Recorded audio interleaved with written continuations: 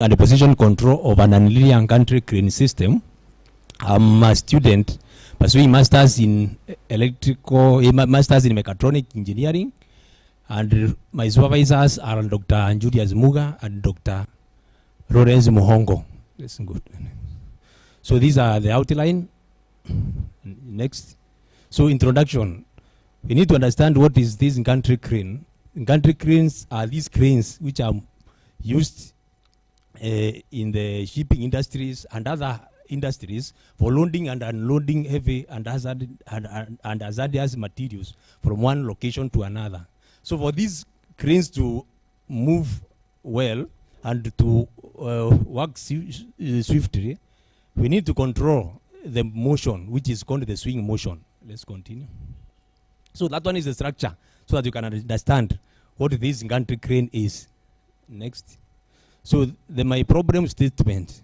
Most of the country cranes we have in the market, when they are moving, there is that motion which is mostly affects the productivity of the company, especially when they are used in the shipping industries. So we also need, there is a need to reduce that motion, because most of them, they are just operated by competent operators who knows how to operate it, so that it can reduce that motion. And this one is hazardous or dangerous and may cause accidents. Next. The motivation. If you go to the shipping industries, nowadays is one of the area which boosts the economic growth of any country.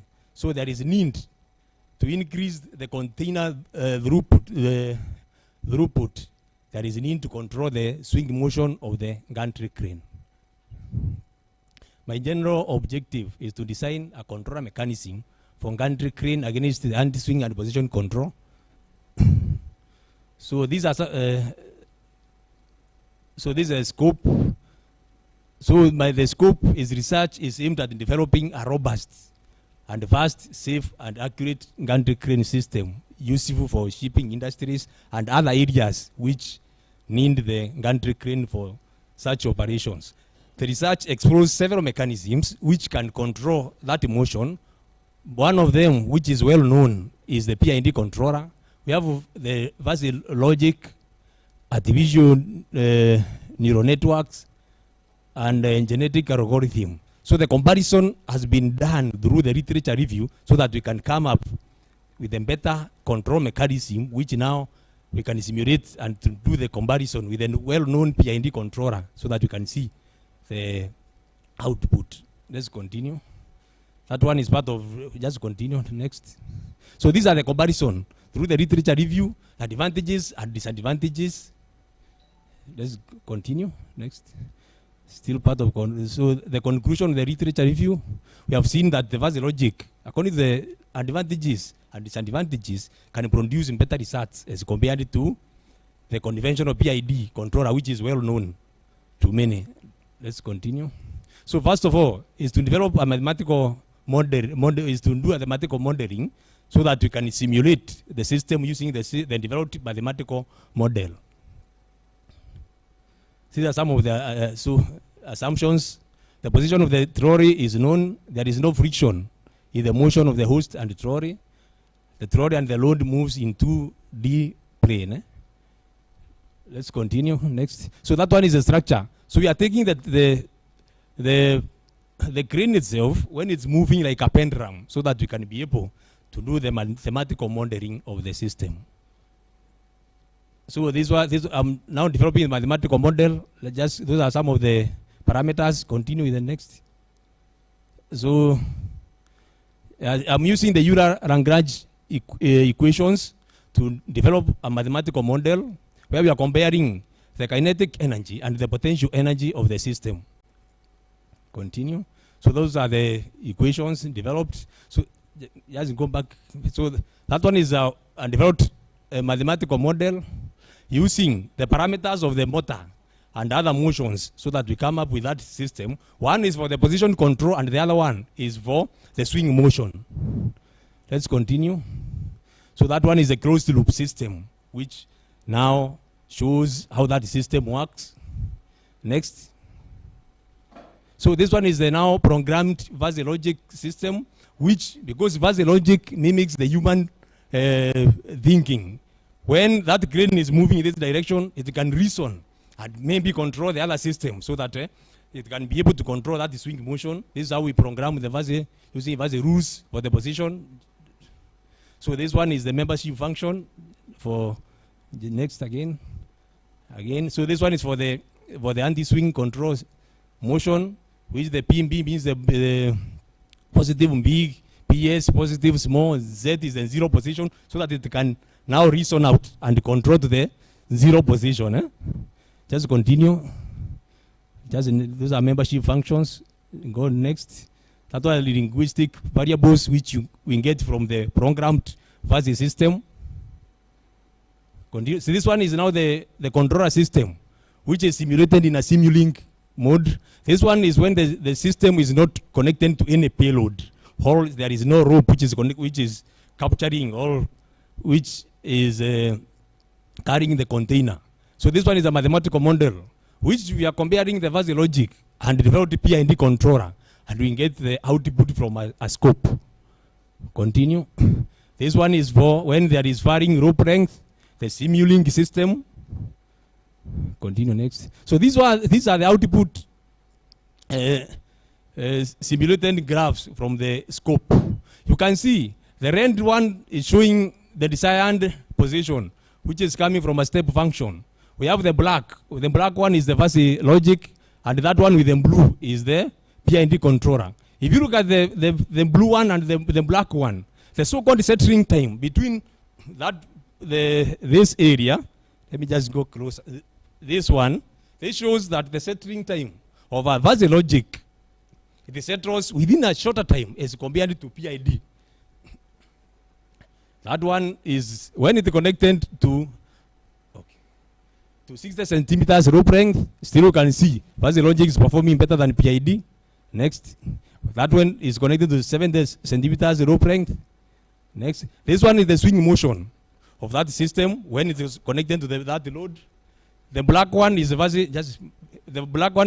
and the red one is the PID controller. Now the comparison can be done. You can see the fuzzy logic is settling within a short time as compared to PID controller. Next, so these are comparison done. This one is a table showing those comparison. Continue. These ones are shown, still showing those comparison. So conclusion, we have seen that fuzzy logic can produce better results as compared to PID controllers. Thank you very much. Okay, thank you. Next presenter, please.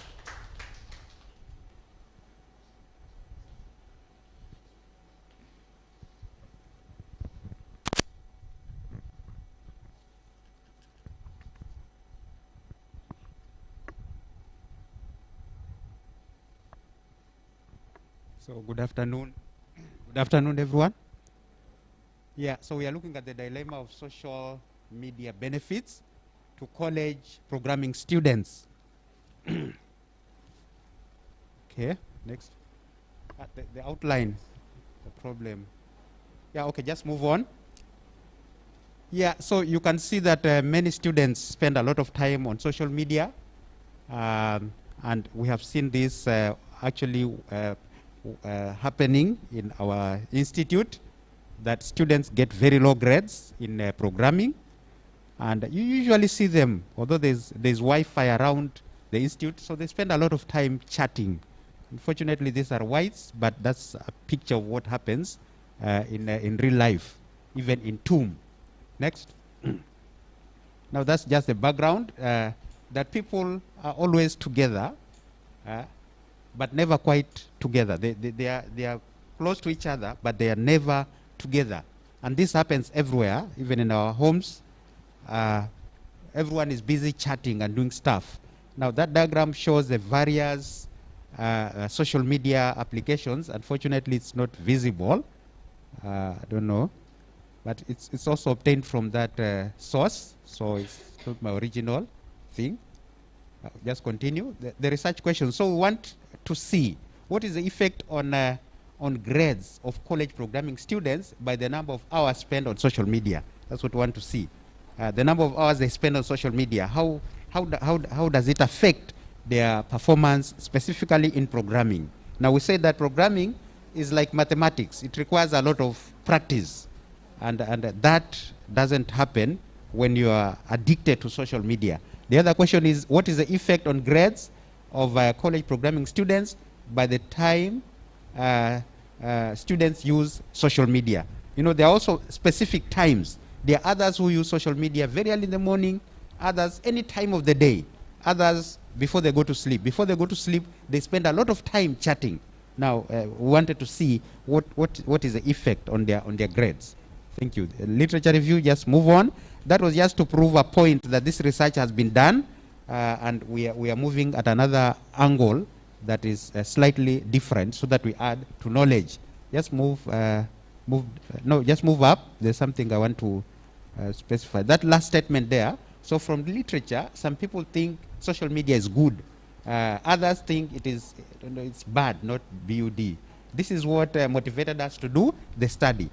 Yeah, because now there's no position as yet as to whether social media is completely bad or good. Although they say technology is neither good nor bad, but it's in between there. That's what motivated us to do the research. So we collected data, I think 2019 actually, it's not recently. We collected data from here and from Kenya National Polytechnic. We got around 142 students pursuing degree and others pursuing diploma, and we wanted to see. And the other thing is, we got 100% return because we were doing it physically. You know, questionnaires, if you give people, you get a very small percentage, but we got 100% return because we were doing it physically. Then the data was, of course, digitized. Just move on. Yeah. So basically, we wanted to associate the grades. Now, what we did, the questionnaire was such that we were asking questions, the latest programming language that you did and what grade you got. And then the times that you spend in social media and such like questions. So that's what we did, and we collected data. And after that, we were able to get some very interesting results. Just move on. So you can see now we have associated, like in this case, the number of hours spent on social media by university programming students. So there's others spend 0, others spend up to 1 hour, others 2 hours, others 3 hours, others over 4 hours.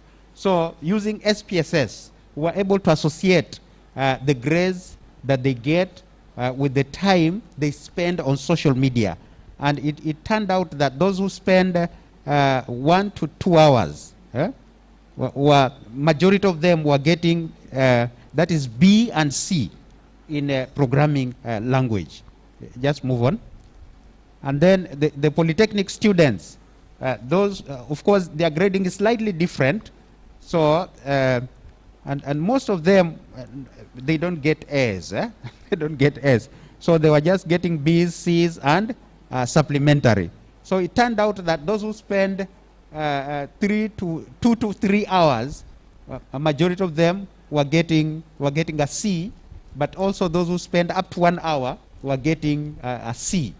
But of course, the majority were getting that grade. Just move on. Now, the time of day students spend on social media, what time was it? Now, you can see there, the red one is early in the day. Then, well, I don't know what happened. Then before bed, any time, and the other ones, I don't know. So it turned out that anytime those who spend social media, they are not organized in their use of time. So any time would be social media time for them.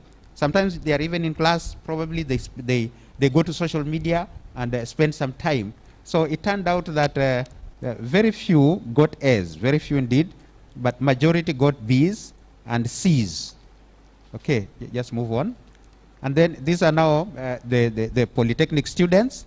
Again, those who did before bed were the majority. Those who used social media before bedtime and any time were the majority, and they got, most of them got C's. Okay, just move on.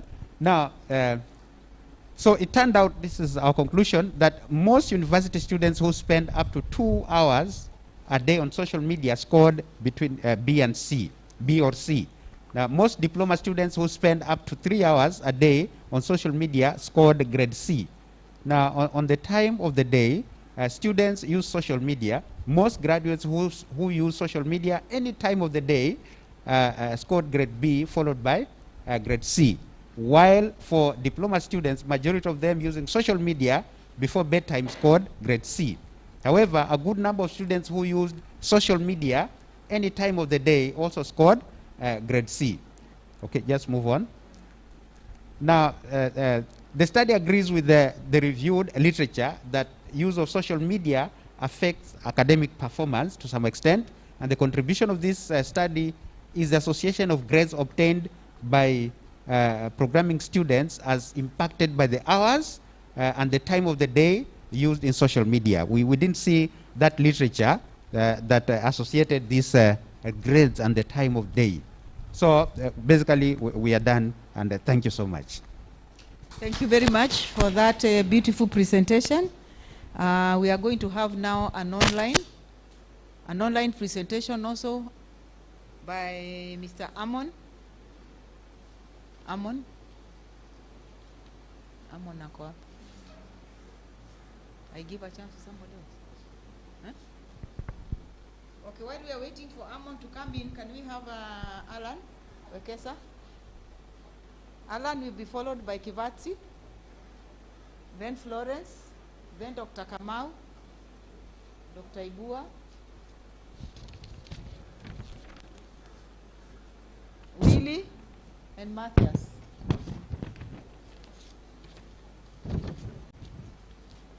Kindly bring your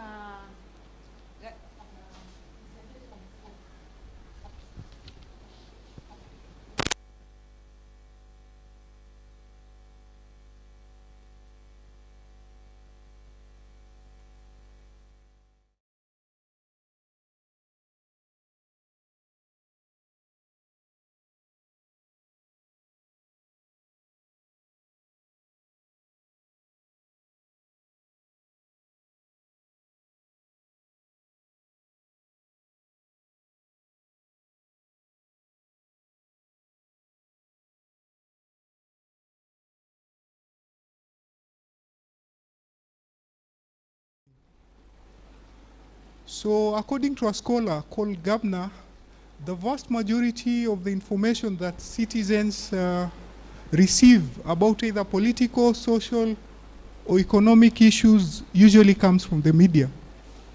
So the media is therefore central to how citizens make decisions on what is on their best interest. It is therefore crucial to understand the mechanism linking radio programming and media laws and regulations. Next.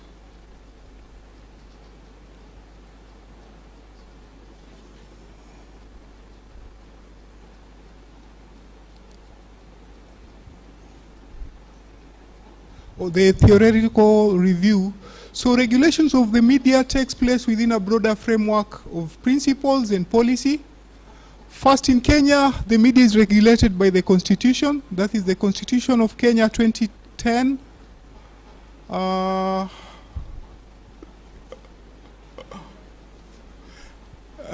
According to another scholar called Siabat, the 4 theories of the press, this include the 4 theories of the press and other media, in their view, will reflect the basic beliefs and assumptions that the society holds. So media laws and regulations are shaped by the following theories. The authoritarian theory, number 1. Number 2, we have the free press theory. Number 3,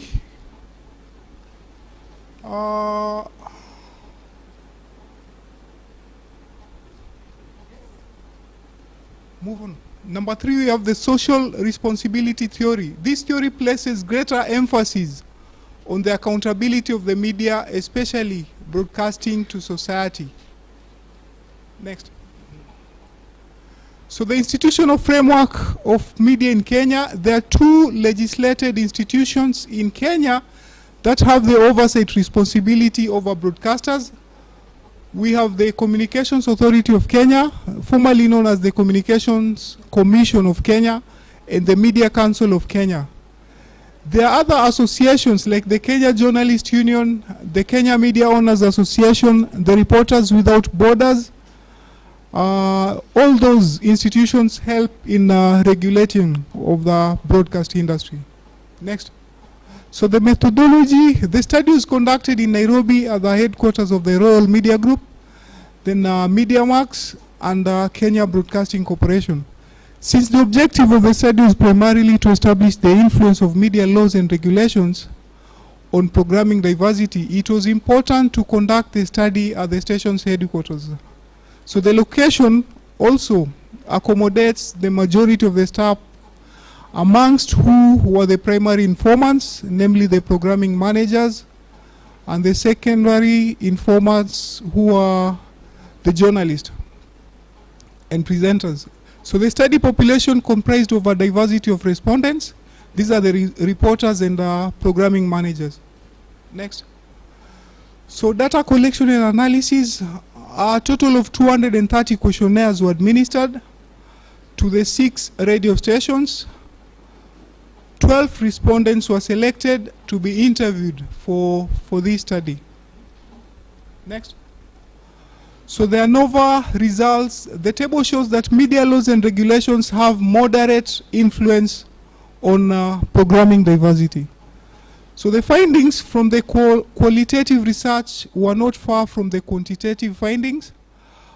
Key informant confirmed that it's true radio broadcasting is a powerful tool that is used to influence people, and media laws and regulations and media laws regulate the content of radio broadcast material.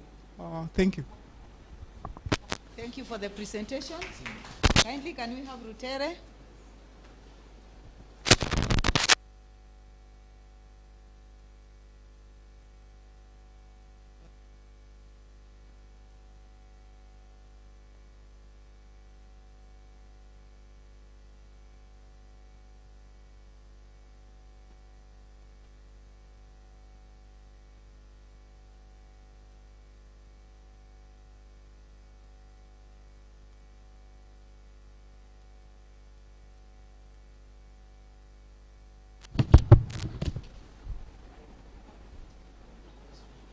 Sorry? It's on.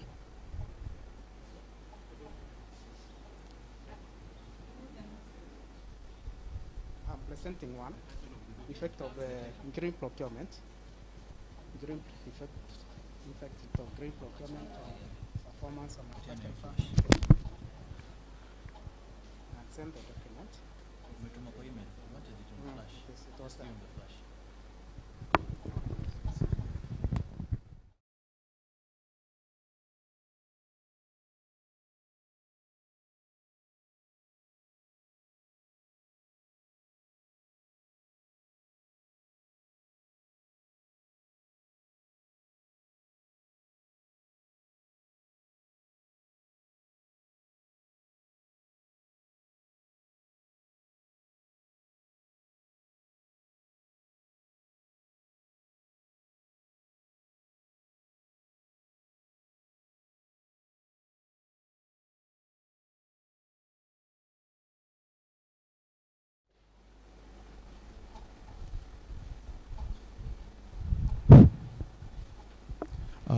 Thank you. My topic is influence of regulatory framework on institutionalization of Islamic banking model in Kenya. My name is Sami Athman Kivatsi. I'm a student of JKUAT, Mombasa campus. Those are my supervisors. So on introduction, Islamic system of financing had been in existence for 1400 years, since the dawn of Islam. And mainly it's guided by Islamic Sharia law and Islamic principles, coupled by the teaching of the Prophet of Islam, Prophet Muhammad, peace be upon him.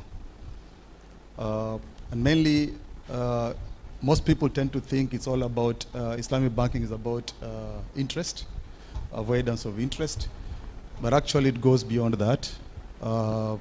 Islamic banking is about the emphasis on just fairness and openness in all the transactions or the trading dealings that are undertaken between two parties. Well, by definition, according to Kenya Bankers Association, Islamic banking is a system of conducting trade and banking activities in line with the principles of Islamic Sharia, while avoiding all the prohibited activities such as interest, gambling, or uncertainty, which in Arabic we call harar, and financing of any haram activities or activities which may harm the human race. Next. These are my research. This is my research objective, to examine the influence of regulatory framework as a strategic management determinant on institutionalization of Islamic banking model in Kenya.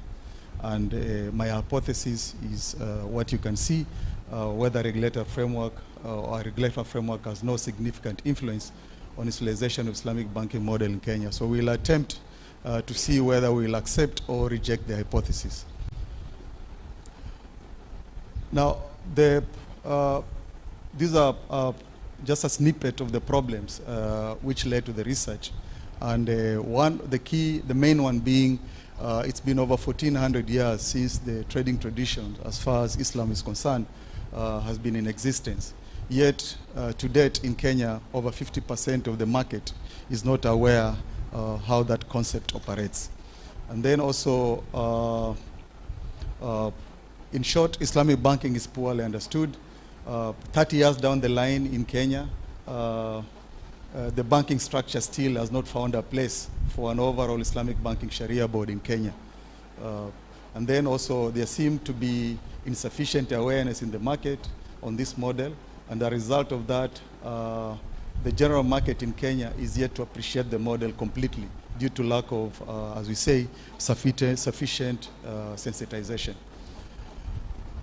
The scope covers the entire commercial banking market, which currently is at 39 commercial banks in Kenya. However, we zeroed in to 8 banks, which currently offer at least a window of Sharia banking. Out of those 8, 3 are fully fledged and 5 are window-based. There are about 4 theories, but I thought probably for purpose, in the interest of time, we'll talk about Porter's theory of competitive advantage. We usually say competitive strategy is the search for a favorable business position in an industry against competing players, which is a fundamental arena in which competition occurs. That's according to Chapello. In the Kenyan banking sector, the choice of competitive strategy, therefore, is determined by the attractiveness of an industry for sustainable profitability and the factors that determine it. In light of heavy competition, banking regulation has to take center role. Otherwise, we'll have dubious players in the industry who may may come up in the name of Islamic banking and rip off the market. That's my conceptual framework, where we have banking license regulation, product price control, customer deposit protection and regulation. In the last 6 years, we've been entertained, sadly, in quotes, by banks which have been going under as a result of either poor regulation or malpractice. And therefore, if there's no sufficient regulation, then we are going to see customers losing their deposit as a result of banks going under. And in the process, we'll see the market responding less to Islamic banks, and therefore it's going to affect the increment in the number of Islamic banks, volumes of Sharia account holders, that is more customers, and change in revenue and change in the value of accounts as a result of that. Our research methodology was mainly, for research design, it was a correlational descriptive survey research design, and the target population was all the employees of all the 8 purposively sampled commercial banks which offer at least a window of Sharia banking in Kenya. And the total number of employees as at 2016, according to Saiton's investment report, it was 16,287. And therefore, that was our total population. The sampling frame consisted, of course, of branch managers, operations managers, supervisors, and any junior staff who has at least done 2 years in the banking industry, so that we are able to get credible information from them. We used Slovene's formula in order to arrive at our sample, and we arrived at a sample of 400 respondents. Primary data was collected using a questionnaire, and then pilot study. Under pilot study, we tested for reliability using Cronbach alpha coefficient, and we found it to be reliable. And then we moved on to the main data collection, or main study, and Cronbach alpha coefficient for regulatory framework turned out to be greater than 0.7, which was reliable. Validity tests, we used KMO and Bartlett's test, and also we did factor loading, and they all turned to be positive. Normality test, we tested using skewness and kurtosis, and we tested using tested for with Durbin-Watson autocorrelation test, and they turned to be positive. Under descriptive statistics, we looked at the overall mean, and we got 4.43 as the mean, which was a very good mean for us to proceed with the research. And under internal consistency, we checked for goodness of fit, and we also found the model to be good as through checking the explanatory power, which was at 19.8%. And inferential statistics, we used ANOVA, and we got a p-value which was 0.000, which was below 0.05, which was accepted, and also, basically that. So then our regression model rejected the hypothesis because we got our beta to be not equal to 0, and therefore that means there was a relationship. As a result of that, then, and also the p-value was below 0.05 at 0.00, and therefore we rejected the null hypothesis. And that's the new now regression model, as you can see, because we got a beta of 0.410. So again, then the null hypothesis was rejected. So in conclusion, null hypothesis was rejected. Hence, the conclusion is that regulatory framework actually affects our dependent variable. The study recommends for closer regulation of Islamic banks. We also recommended for introduction of overall Sharia board in Kenya, so that it can help central bank to regulate banks in Kenya. And then also, so basically that, the overall formation of overall Sharia board. Okay, those are my publications. Thank you. Thank you. So the next presenter is Amon Matuga. That will be online. Matuga is online.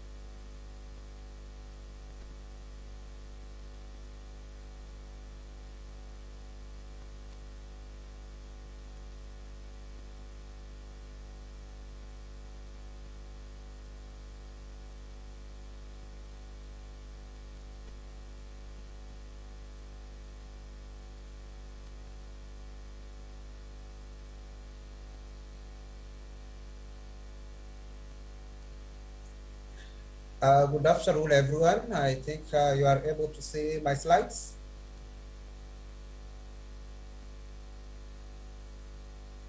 Hello, everyone.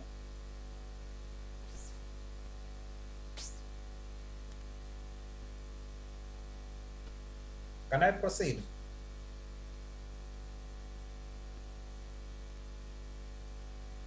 Hello, am I audible? Can I proceed? Yes, Amon, we can hear. Okay, we can proceed. Okay, fine, thank you. My topic is effect of supply relationship management practice on performance of Kenya's tea subsector industry. And my supervisors are Dr. Frida Simba and Dr. Titus Kisingu. Now, basically, I want to go through the background of the research I'm doing in the tea subsector industry. As you are aware, Kenya is the leading exporter of tea in the world, and it is the fourth largest producer of tea after China, Sri Lanka, and India. The basic statement of the problem is that we have a problem in terms of the volume we produce and export and the revenue we earn from what we produce. For instance, if we check in 2019, we produced 497 million kilograms of tea, whereby we earned 1.17 billion US dollars, compared to Sri Lanka, which produced 300 million kilograms of tea and earned 1.24 billion. That is, they produced less, 300 kilograms, and earned more than us, while we produce more and earned less. So there is a problem there. Why are we producing more tea in terms of volume and then earning less revenue from that? There's also an issue of drop in earnings. Since 2010 up to date, the earnings have been dropping from 325 shillings, that is 3.25 shillings per kilogram at the Mombasa tea auction, to 223 shillings, Kenya shillings at the Mombasa auction.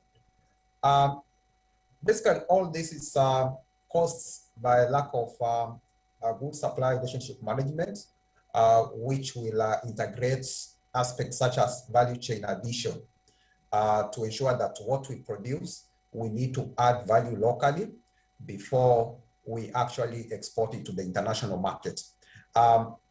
That gives us a perspective that if you go to countries which earn more and yet they produce less volume, it's because of value addition.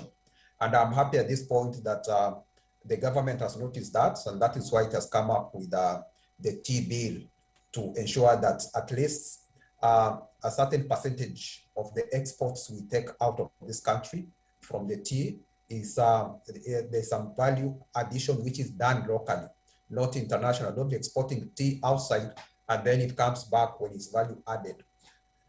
The general objective of this study was to assess the effect of supply relationship management practice on performance of Kenya's tea subsector industry. And then I had three variables.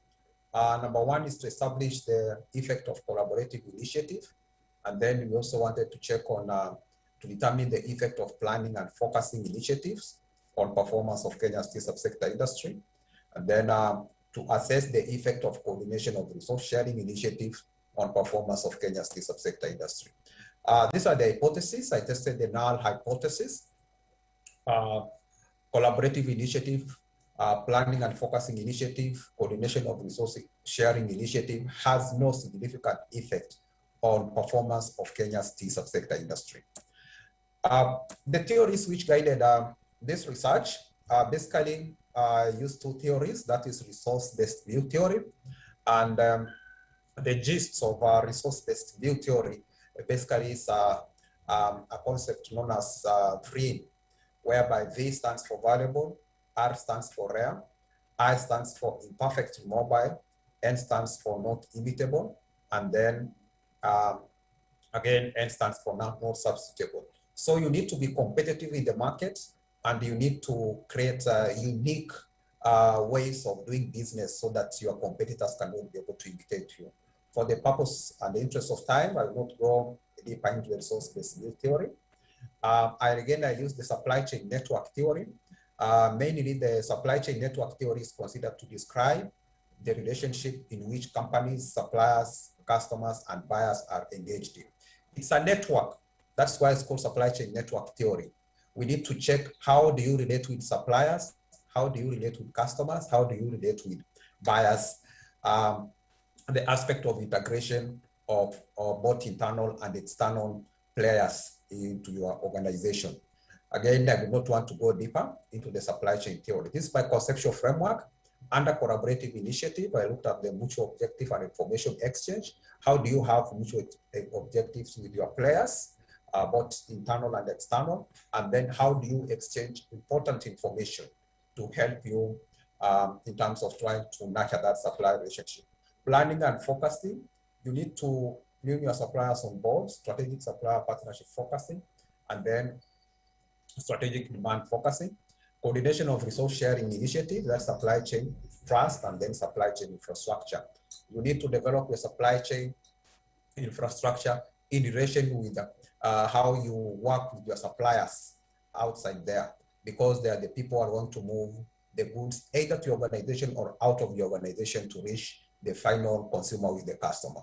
In terms of performance, we're taking at the farm profit margins, how supply relationship can spam farm profit margins, market share index, and then operational efficiency. The research methodology, basically we had 155 farms, which consists of tea factories, tea exporters, and then tea packers. We used 2 respondents from each of the 155 farms to get 310 respondents. We used a questionnaire to collect primary data. The questionnaire was structured because the questions were prepared in advance. These are the results, correlation analysis. If you look, you can see collaborative initiative and the farm profit margins, there's a relationship. And then planning and focusing initiatives and market share index, there is a relationship. Then operational efficiency and coordination of resource sharing, there's a relationship. In short, there is a correlation between the independent variables and the dependent variable, the variables measuring the dependent variable, which shows there is a relationship. In terms of moderate summary, we are talking about the independent variables contribute 20.5% to the dependent variable. What we chose as the independent variables have an impact of 24.5% to the dependent variable, which shows that 80% of the variables which we chose, I mean, some of the 80% is not captured in the variables which we chose, but according to research, 20% is still good to show that there's a relationship. ANOVA, you can see the significance level is less than 0.05, and then the F value is 19.326. If we go to regression, we can see the P value, the significance is less than 0.05, and then the T value is more than 1.96, which shows that there is significance in this study in terms of the independent variables and dependent variables.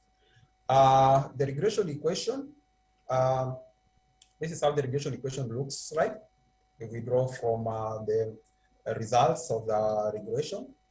And then finally, we test the null hypothesis. We rejected all the null hypotheses. Collaborative initiative has no significant effect on performance of Kenya's tea subsector industry. This was rejected. Therefore, we accepted the alternative hypothesis that collaborative initiative has significant effect on performance of Kenya's tea subsector industry. Going to hypothesis number 2, we rejected null and accepted alternative. Hypothesis number 3, we rejected null and accepted the alternative hypothesis. In conclusion, can be concluded that collaborative initiative, planning and focusing initiative, and the coordination of resource sharing initiative had a statistically significant and positive correlation effect on performance of Kenya's tea subsector industry. The regression and correlation results revealed a statistically significant positive linear relationship effect between collaborative, planning and focusing, and the coordination of resource sharing initiative and the performance of Kenya's tea subsector industry. Last recommendation, it can be recommended that managers should be able to enhance their supply relationship management practices through ensuring high supply chain collaboration at all levels between suppliers and customers. Then the tea subsector firms should create extensive coordination with suppliers in joint planning and focusing, involving them in the product development process, and having clear policy on managing the supply relationship.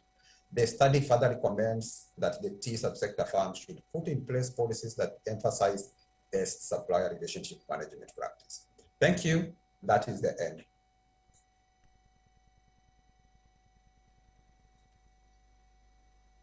The next presenter is Florence.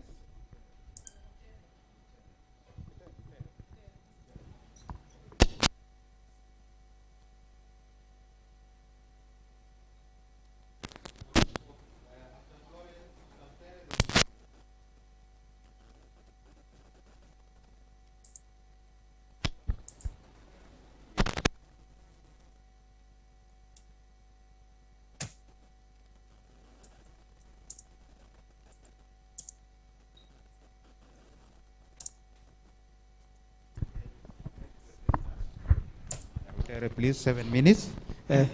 Thank you. I'm Rotera Yusuf. And my area of study is the effect, the effect of green procurement on the performance of manufacturing firms in Kenya. My supervisors are at GIQuat. My supervisors are Professor William Moturi and Dr. Shalnaul. The study was motivated. Continue, please. Sorry. The study was motivated by the economic activities that are happening in Kenya, and not only in Kenya, but in the whole world. There has been a lot of emphasis on the economic performance of industries, and they have ignored the environmental sustainability. And this is the environment where we get the raw materials, and this is also where the customers live in. There's been a lot of landfill, and this morning we also went around and saw that even this university is producing a lot of waste, and the concern is, can we really control this waste from the source? And much of the waste we find in the environment, polluting the environment, must have been procured by somebody somewhere, and the money has been spent on it. And we are also spending money to dispose that waste. The overhead. Green, the research the objective has been given, and the hypothesis is that green procurement does not significantly influence performance of manufacturing firms in Kenya. The theoretical review, we had 3 theories, and this one, the most important that was considered was the research, that was the resource-based view. And the empirical review has been done on several researchers who have done the same, and they have pointed out that the potential aim of green procurement is to eliminate waste, and the purchasing department must focus on the value comprehensively, considering the impact they have on the environment. A study conducted by studies have been conducted by several researchers, and all of them have concluded that a lot of waste has been pumped in the environment, polluting the environment, and this one is against the 4 goals, the international goals or the global goals of economic sustainability, which is based on economic, social, and environmental factors. Continue. The research design that was adopted was quantitative together with the qualitative approaches were used. The target population was the manufacturing firms in Kenya. Those are the ones which are registered under CAM, Kenya Association of Manufacturers. And most of them are located within Nairobi and Thika. That is why we have 80%. And out of this, we selected farms, 70% of them, which are in Nairobi, and the questionnaires were distributed to both procurement managers and the general managers of the manufacturing firms. They were given 2 weeks to fill the questionnaires. The questionnaires were corrected and the data was analyzed, and we did both reliability and validity analysis as shown there. If you look at the mean, most of them are above 1, that is 2, between 1 and 2. All the factors were properly loaded above 5%, which is acceptable, and they were all accepted for further analysis. Move ahead. The findings were that most farms that were considered,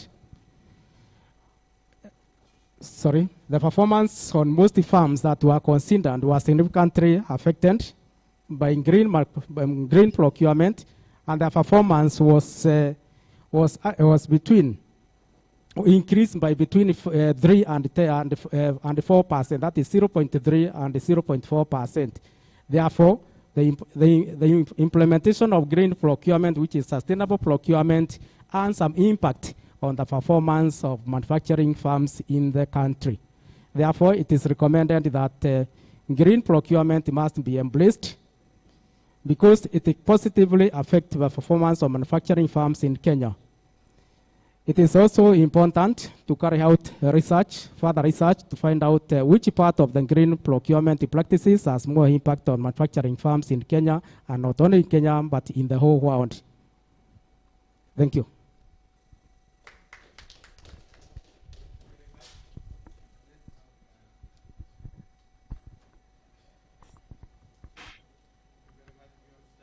For questions, let's have Florence. They're presenting. 7 minutes, please.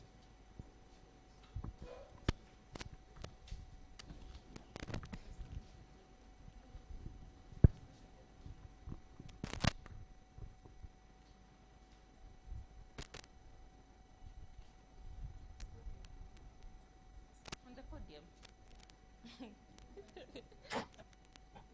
Where am I? The first one?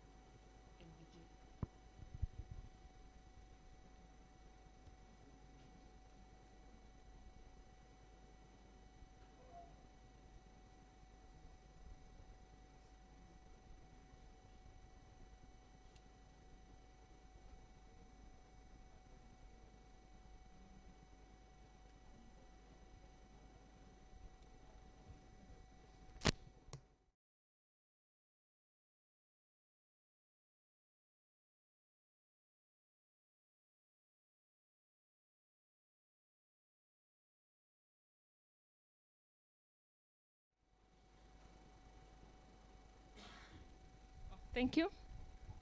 My topic is an assessment of the influence of interpersonal communication messages on child nutrition promotion in Kilifi County, Kenya. My supervisors are Professor Helen Beria of JKUAT and Dr. Aida Muchunku of Multimedia University. Okay, so basically the issue of nutrition and malnutrition is an issue that is global. It faces all countries in the world. And Kenya is actually ranked 12th globally when it comes to the highest levels of stunting in Africa. Okay? At a regional level within Kenya, the coastal counties bear the highest burden of malnutrition compared to all other counties.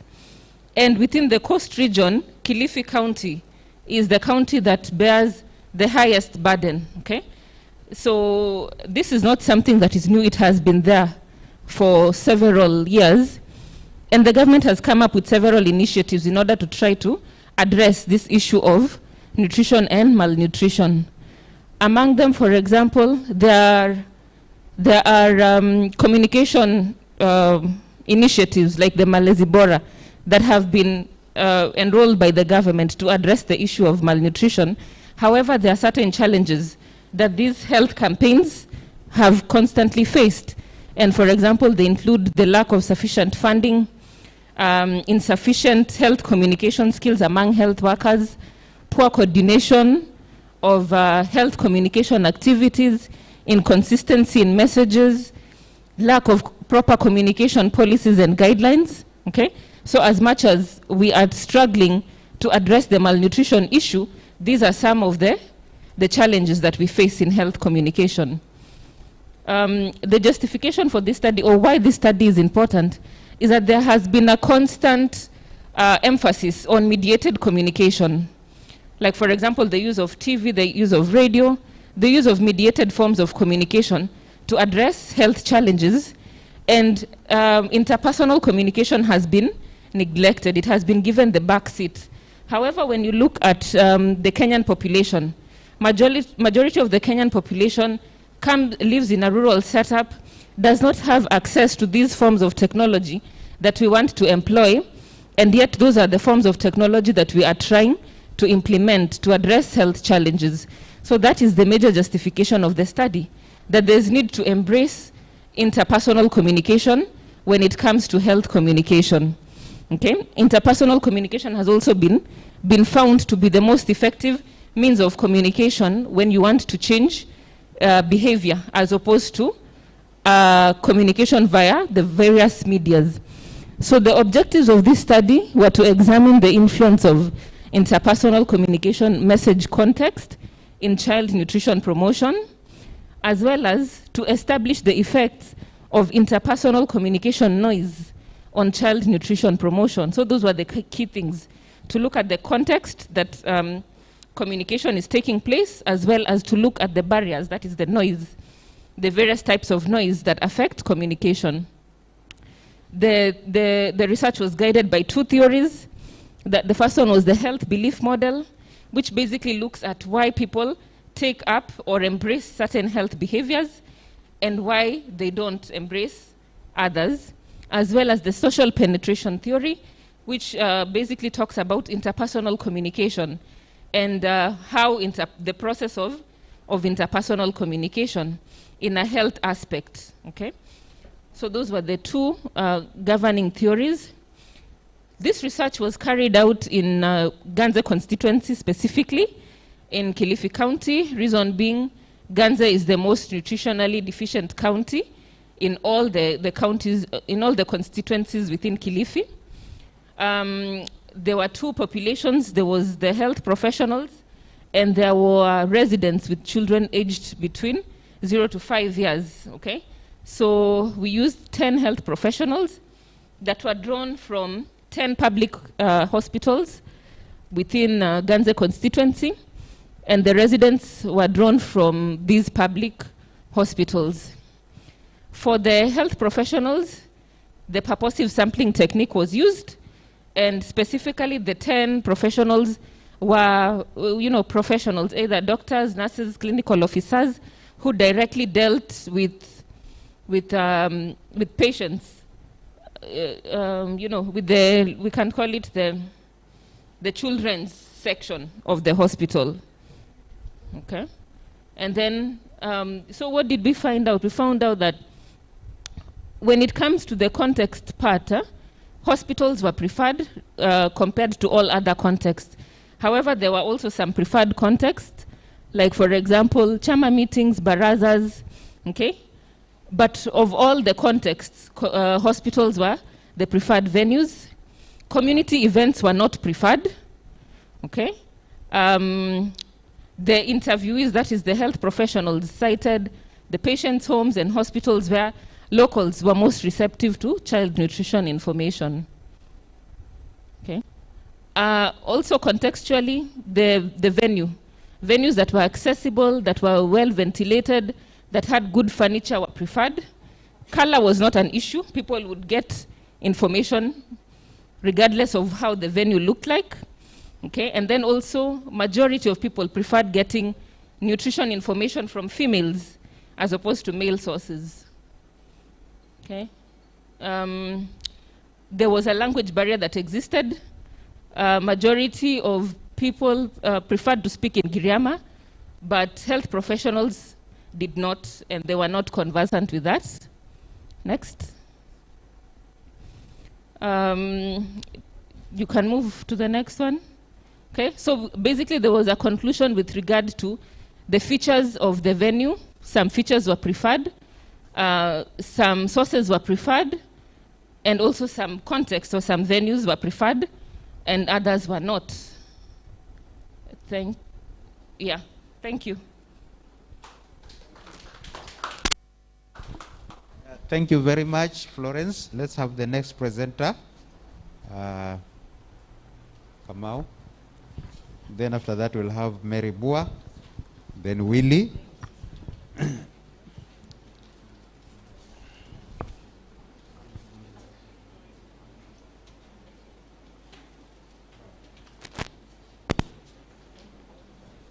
Yes. Okay, I had forgot.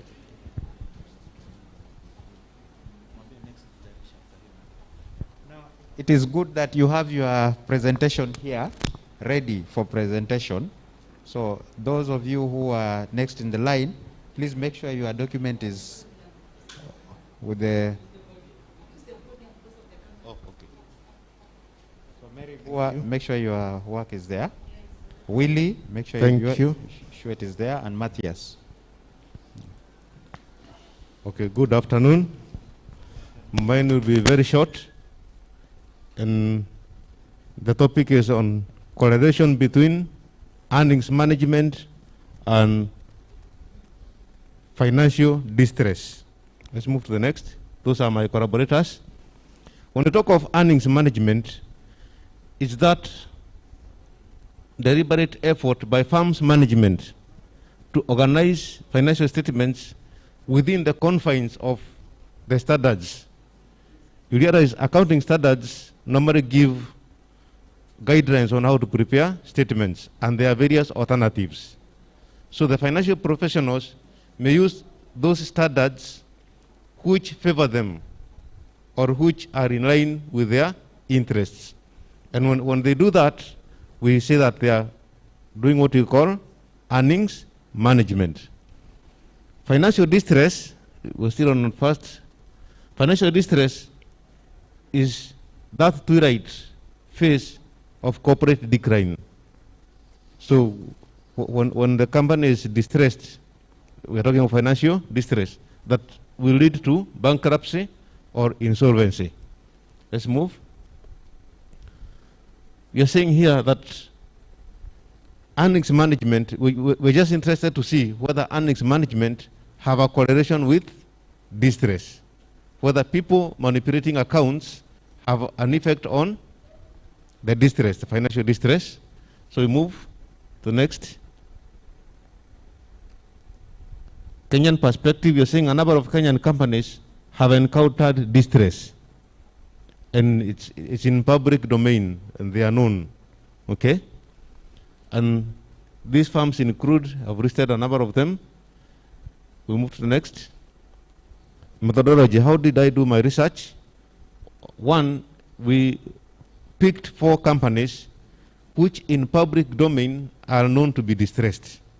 Through the media, the newspapers, we know that they're distressed. And the 4 are listed there. We have Uchumi, KQ, Mumias, and Eveready. We looked at their financial statements, which are readily available, and we analyzed them for 4 years. That is from 2015 to 2018. For distress, we used what we call Altman's Z-score, and these were the results. We consider these were the results of the distress.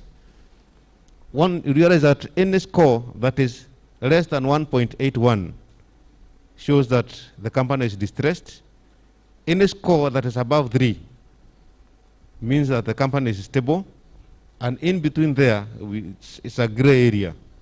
So if you look at the results, all these companies were actually on the distress side. And the only company that had some level of hope is Eveready. If you look at the Z-score from 2015, there was some level of increase moving towards 3. Otherwise, the rest, some were even on the negative. Let's move. On the earnings management, we use what we call modified Jones model, where we compare, maybe to explain a bit, this NOA is net operating accruals, NDA is net non-discretionary accruals, and DA is discretionary accruals. If you do an arithmetic quick one, you see that DA plus NDA equals NOA, meaning all the accruals, part of them are discretionary. You're using the accounts to manipulate, because the status gives you that three-way. Then non-discretionary is what you cannot manipulate at all. There's no room for manipulation. So when you look at the percentage, most of them were below 30%. Only one company which had discretionary accruals of more than 100%, meaning that it moved from negative to the positive, so that it was more than 100%. Negative DA means that you are manipulating the accounts, or there is that possibility. We are not saying that they're doing it, but there's that possibility that they are doing it. The negative means they are trying to reduce the earnings. Positive means they are trying to increase the earnings. So basically that was there. So we had 3 companies which had less than 25. Then the other was, one of them was more than 100%. What does that mean? Go to the next. We did the comparisons between the correlation between the two, and we found that the correlation coefficient was 0.57, meaning there was a somewhat around 50-50 kind of correlation between manipulating of the books, so to speak, and the distress. So there was that 50-50, which is not very high. On the regression, when we did a regression, there was no correlation. We saw that the p-value was 0.42, meaning we accepted the null hypothesis, which is that there is no correlation, there is no cause-effect relationship between financial distress and earnings management. Let's move. Conclusion is that earnings management is not necessarily practiced to coverage financial distress. So that has, according to the findings. On the other hand, financial distress is not an indicator of earnings management. And therefore, the study recommends that investors should treat earnings management and financial distress as 2 independent issues. Thank you.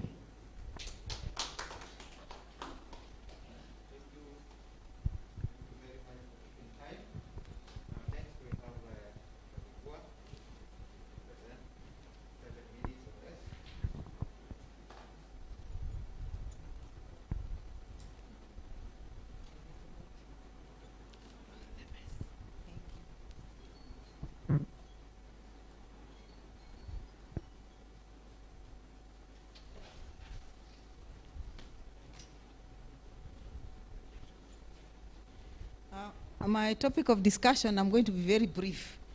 It's the effect of leadership styles on performance of SMEs, small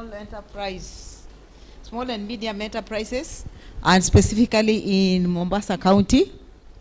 And we know most of the businesses in our country, in our county, and especially even the area where we are, most of them are business entrepreneurs, or they're small businesses which do not have very high turnover, maybe up to 5 million, etc. And so this study was looking at the leadership styles that can be used.